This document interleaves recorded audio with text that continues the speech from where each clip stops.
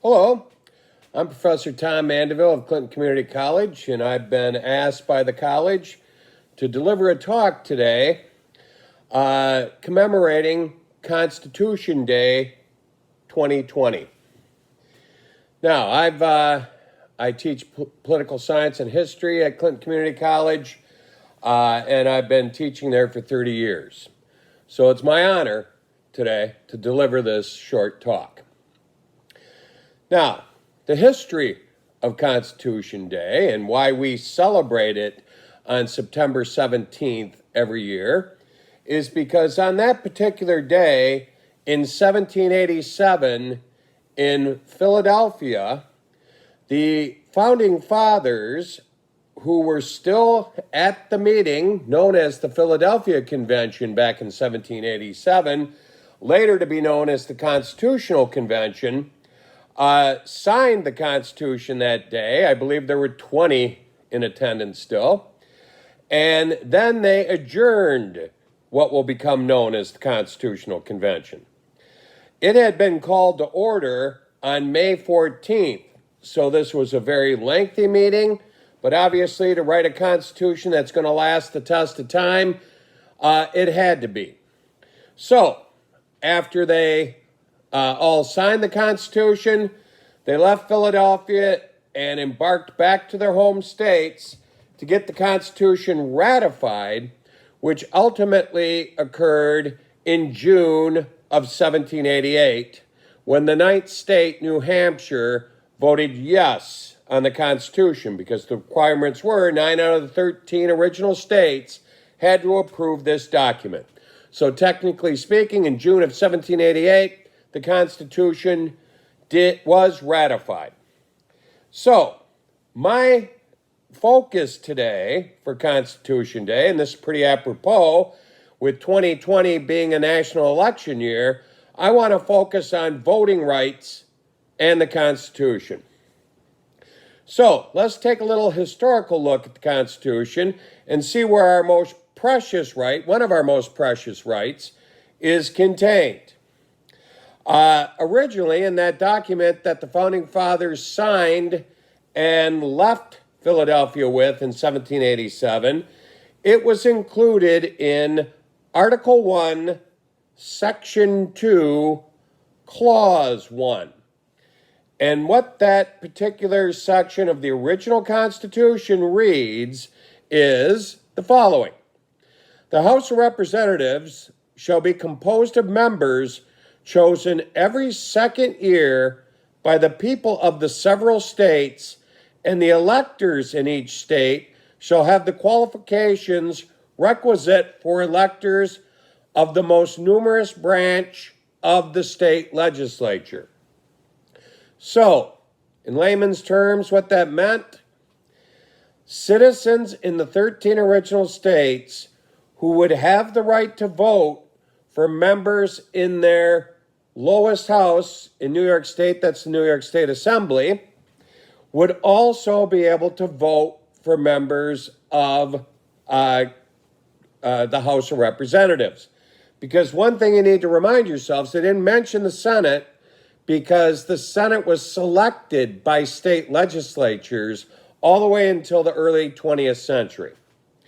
So, in the 13 states, in the first election for Congress that occurred after ratification of the Constitution, the qualifications that existed in the original 13 were either you had to own a certain amount of land or a certain value of personal property or a certain value of income. So there were three qualifications which ranged state to state to state, like voting qualifications and regulations vary state to state to state today, being ownership of land, certain amount of personal property, or income. So that was the original regulations that was established by the Constitution written in 1787. Now, that'll be the case all the way until 1870. Now, in the time period between 1788 and 1870, most states in the 1820s, in the mid 1820s, will drop all those qualifications, land, personal property, income, and make it universal suffrage for white men.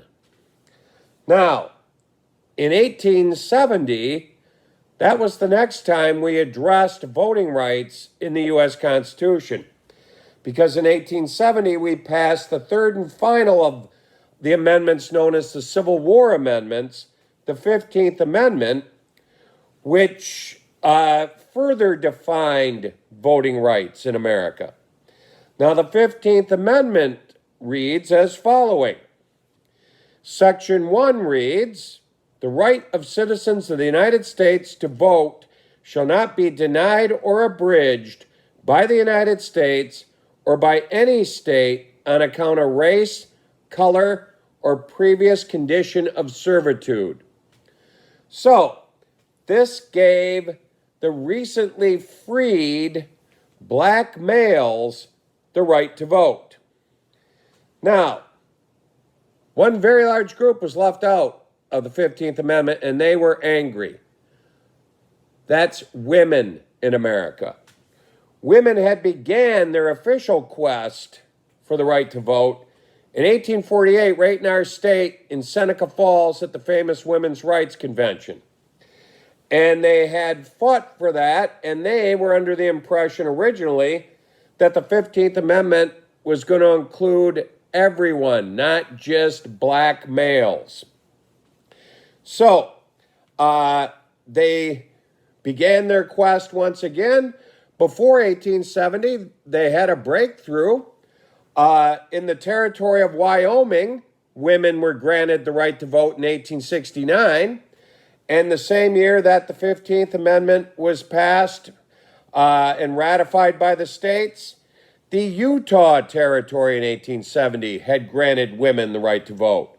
So two territories out west were leading the charge. So ultimately, the women will finally have success in 1920 nationwide with the passage of the 19th Amendment to the Constitution. And that's pretty important, obviously, for many reasons. But this year, we're celebrating the 100th anniversary of the passage of the highly important 19th Amendment. Now, Section 1 of the 19th Amendment reads as follows. The right of the citizens of the United States to vote shall not be denied or abridged by the United States or any state on account of sex. That's what they left out in the 15th Amendment. Because they only granted it based on race, only males could vote, so it meant only black males could vote. So this is a gigantic victory for women in America, even though at the time of the passage, approximately 50% of the states had already granted women the right to vote. Now it's universal. So, carrying on with our historic journey through the constitutional voting rights, we come to 1971. The 26th Amendment is ratified in 1971, and Section 1 of the 26th Amendment reads, The rights of citizens of the United States who are 18 years of age or older to vote shall not be denied or abridged by the United States or by any state on account of age. So, this granted 18, 19, and 20-year-olds the right to vote. And it had become a big issue during the decade of the 1960s when they were drafting 18, 19, and 20-year-olds and sending them to Vietnam to put their lives on the line for our nation. And the overall consensus was reached. If they're old enough to put their lives on the line, they're old enough to vote for the politicians who decide they're going to do that. So, those are the three amendments added to the original Constitution, which have expanded voting rights over the ages. And presently, today, there's a movement for what would be the 28th Amendment. And there's a faction that's growing that would like to pass the 28th Amendment, which would probably be known as the Right to Vote Amendment. And it's been proposed in the House of Representatives, and Section 1 of this proposed Right to Vote Amendment reads, "Every citizen of the United States who is of legal voting age shall have the fundamental right to vote in any public election held in the jurisdiction in which the citizen resides." So, this would make it a universal right where the states could not come up with qualifications such as ID or other things that the states have been putting into place, as critics would call it, to suppress the vote in the United States. This would guarantee our rights as Americans once and for all to vote in all elections. Now, it'll be interesting to see if this ever comes to fruition and becomes an amendment, but at least it's being talked about and argued today.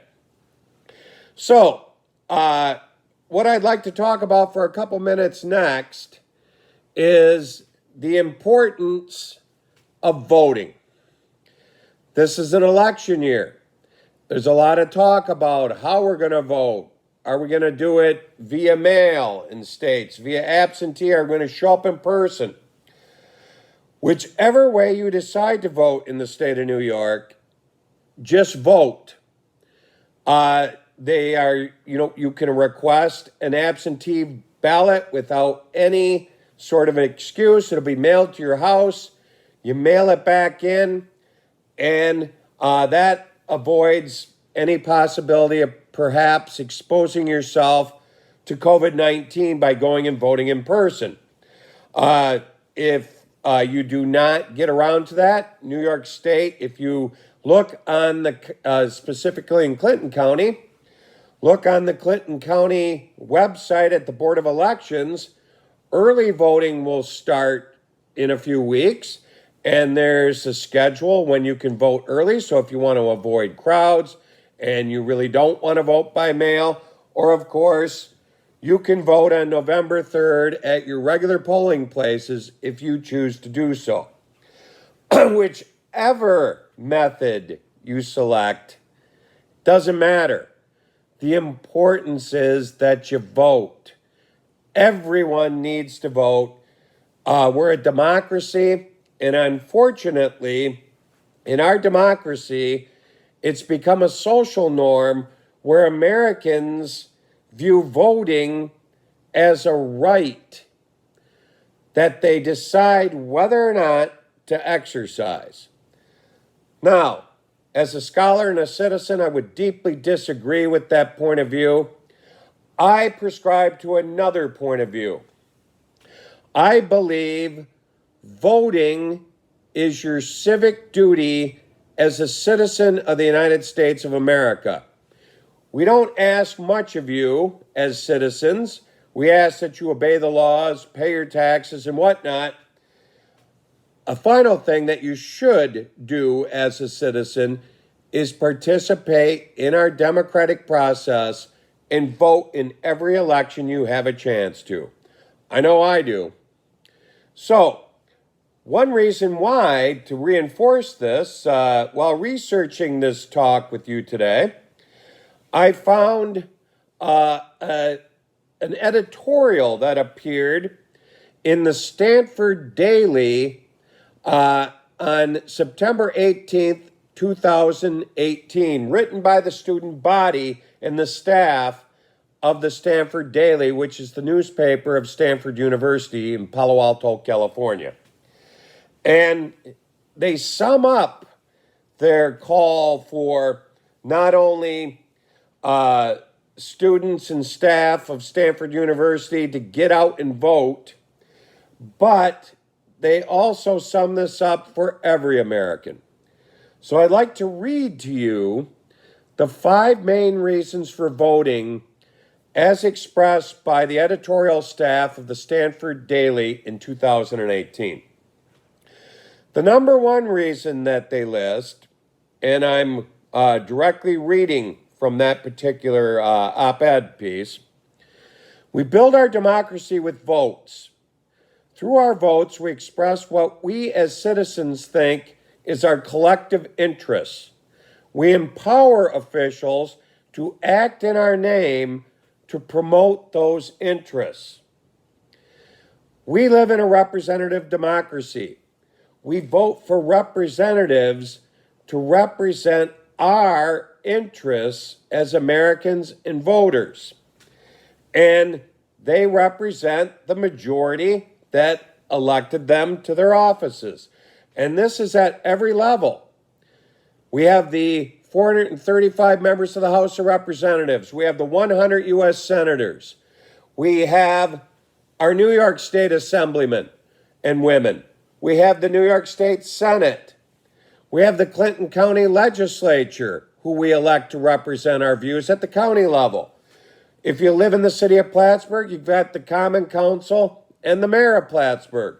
If you live in a town, you have the town supervisor and their board to represent your views and also promote your rights. Number 2 that the Stanford Daily lists as main reasons why you should vote is the following. It's the power of the vote that keeps our elected officials accountable. If elected officials don't think angry people who don't like the policies that they've been passing and attempting to enforce aren't going to bother to vote, they'll continue to ignore your interests and do exactly what they want, not what the citizens of the United States want. So it's the only true way for us as citizens to hold our elected officials at every single level accountable for their actions. Now, number 3 reads, if only some people vote, elected officials are likely to give less weight to the interests and views of non-participants. Studies show that young voters, along with citizens with lower levels of income and education, are less likely to vote. Election after election, citizens with the worst voting records are young people between 18 and 25. Now, it improved a little bit in the midterm election in 2018, but it needs to improve a lot more. And also, for whatever reason, they may feel alienated. People with lower levels of income and education levels are less likely to vote also. That's why it's sort of a standard accepted principle that a lot of elected officials could care less what young people have to say, what lower income people care about, and what the less educated do, because they bank on the fact they won't be held accountable by them. They don't vote. They only really care about the opinions of the people that they believe are going to vote. That's why massive turnout by Americans will hold officials much more accountable for their actions, because then they have to represent everyone, not just the select few who are enough to get them reelected or elected in the first place.